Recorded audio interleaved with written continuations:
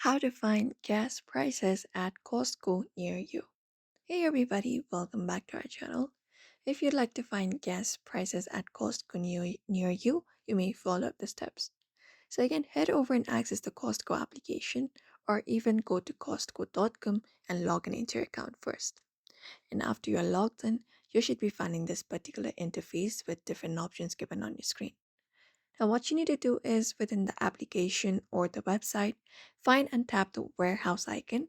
It is usually located in the top of your screen. Just go in and find it, this one right here, and open up that tab. And then once you head over there, it will basically show you a map or a list of Costco locations in your area. So go ahead and find the specific Costco that you are interested in. And once you find it up, tap on the gas icon like this one right here and open it up, like look view for store details. And when you tap on store details, it will show you the address and the executive member hours.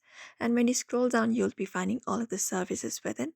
So go ahead and look out for the gas station one and expand this option by tapping on the plus icon right beside it. And when you do, there it will show you the hours and the prices that you may be looking for the Costco near you. So we have 4.19 for regular, and for premium we have 4.89.